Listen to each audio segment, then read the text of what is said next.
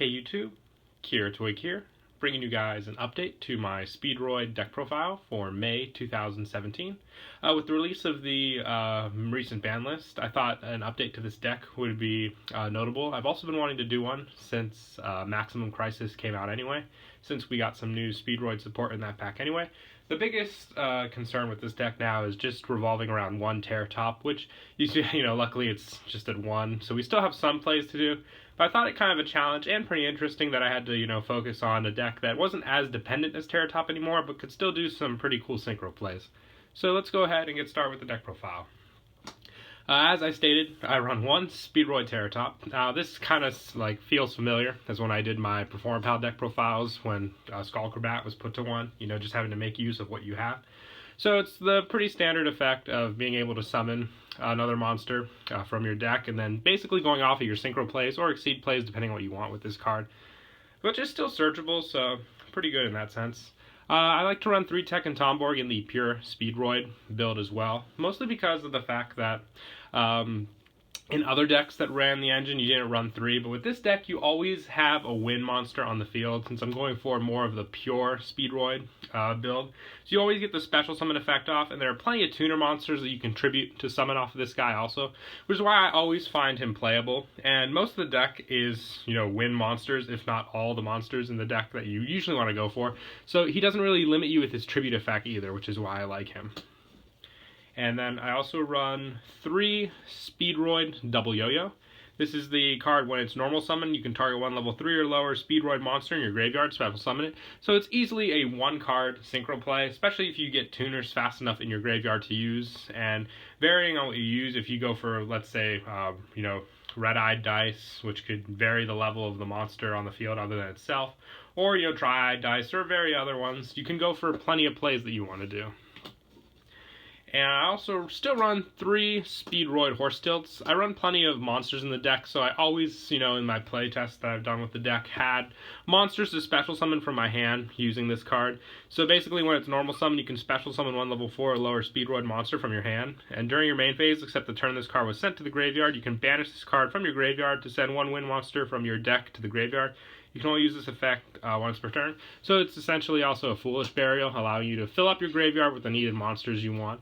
And it can also go for some pretty good exceed plays, like let's say you have Double Yo-Yo in your hand and you don't have any notable monsters you want to summon in the graveyard, but you do have Horse Stilts. You can go off of that play right there and then overlay into a monster like that. And I also run 3 Speedroid Menko. Still like this card. It's a good hand trap for the fact that it can stop potentially your opponent's attack for the turn. Basically just by special summoning this card, then switching all their monsters to defense mode, can really shut down their play for that turn. And I also want to try 2 of the new, I've actually been liking how it's been playing, 2 of the new Speedroid Rubber Band plane. If a monster is special summoned to your field except during the damage step, you can special summon this card from your hand. Also, you cannot special summon for the rest of the turn except for win monsters. You can only use the effect of Rubber Band plane once per turn. If this card is normal or special summon, you can target one face-up monster on the field and it loses 600 attack to the end of the turn.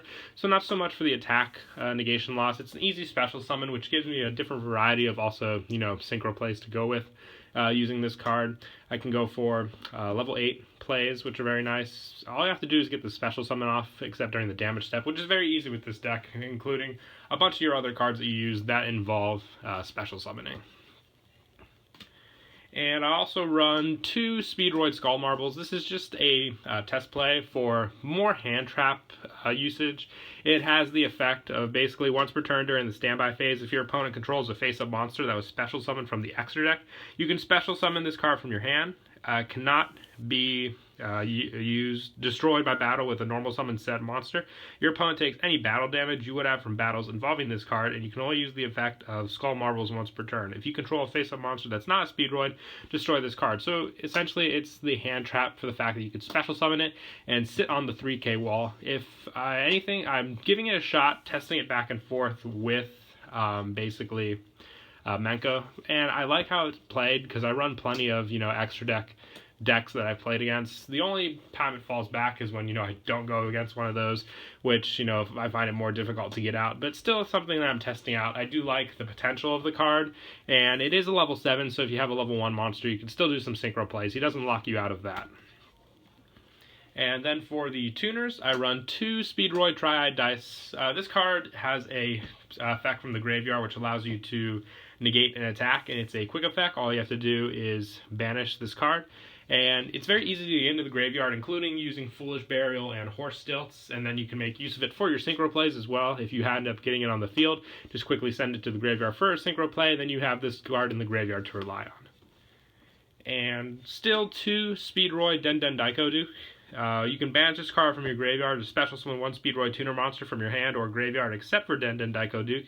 You can only use the effect once per turn. So once again, just an easy way you want to get your tuners in the graveyard to make use of their effects, which with this you can special summon back, let's say Triad Dice or something else, and then simply sync with it, putting it back in the graveyard for its own effect. So it's a good recycle ability that I like. And 1 Speedroid Red-Eye Dice. This card's been reducing in numbers in the deck, not so much for the fact that, it's not good. I really do like this card. But any more of it has always put me at a disadvantage, just for the fact that if I draw it, okay, there's not much I can do with it. I want to special summon it off of other effects, including cards like Tekken Tomborg, where I can special it and then use the effect to target the Terror Top that's on the field, adjusting its level, giving me a very easy synchro play. And then if I get in the graveyard, it's just very easy to summon back, including with cards like double yo-yo and stuff like that, because then when it's special summoned you can basically just use its adjustment level effect. But the basically very easy, since the normal summon of the Speedroid monster off of double yo-yo doesn't negate the effect, which is nice also. And also trying 1 Speedroid Malicious Magnet. If I were to take out one of the Skull Marbles, I might try out a second one of this. It's basically a tuner that lets you use your opponent's monsters for the synchro summon. It cannot be used as a synchro material except for the synchro summon of its own effect. And during your main phase, if this card is normal or special summon, you can target one face of monster your opponent controls. Immediately after this effect resolves, synchro summon 1 wind synchro monster using this card you control and that monster. You can only use the effect once per turn. So the fact that it limits the fact that you can only use your opponent's monsters is one of the reasons why I'm only testing it out at 1, and its effect that it can be used basically with its normal or special summon. So if you special summon it off of other means, instead of just the normal summon, you'll still get the effect off, which I think is cool. And like I said, you just have to be reliant on what your opponent has, which is one of the reasons I'm hesitant to bump this up anymore in the deck. And then for spells, I run 3 Speed Recovery. Plenty of special summon effects that still gain effects in this deck, which is why I like Speed Recovery. You target 1 Speedroid monster in your graveyard, special summon it, and during your main phase, except the turn this card was sent to the graveyard, you can banish this card from your graveyard. To target 1 Speedroid in your graveyard, add it back to your hand. So you can make use of cards that have the summon effect, like Horse Stilts, Double Yo-Yo, or you can even get hand traps back to your hand to use, which I think is really nice. Whoops. And then 2 Shock Surprise. Still like this hand trap. I call it a hand trap, but it's not a hand trap. Yeah, it's just basically a dark hole in the hand. You banish up to 2 Speedroid monsters from your graveyard, then target 2 cards. That many cards on the field, destroy them. So making use once again of Speedroid monsters in the graveyard. This card allows you to pop cards. Just 2 though. I mean, sometimes when I was testing out 3, I would draw too many of this and not be able to make use of it. And yeah, I'd be able to pop cards, but then I'd have no plays left on later on. And 1 limiter removal, just for the extra bump. Sometimes this card has really helped me go for game by bumping up a lot of my machine-type monsters, including the one I like to do it a lot with, just for those kill plays, which is High Speedroid Chambara. And 1 Speedroid Soul Charge, I was about to call this. 1 Soul Charge, just for the extra special summoning help. 1 Foolish Burial for sending. Most of the time with this card I send either Triad Dice, Den Daiko, or Red Eye, just to get the tuners in the graveyard. And 3 Twin Twisters. I like this card for the fact that the one thing that hurts the deck the most are back row traps, strike, and all that. Because this deck's main sole focus is synchro summoning. There's no, card that literally inflicts damage to your opponent, except for Shock Surprise. You're going completely off of your own plays, so you want to make sure you successfully get them off. Same goes for Regeki when you have difficult monsters to get over. And then for the traps, I run 3 Call of the Haunted, just for an additional special summoning boost, because like I said, getting monsters on the field is critical in this deck. And 1 Solemn Warning, and 1 Bottomless Trap Hole finishes off the main deck.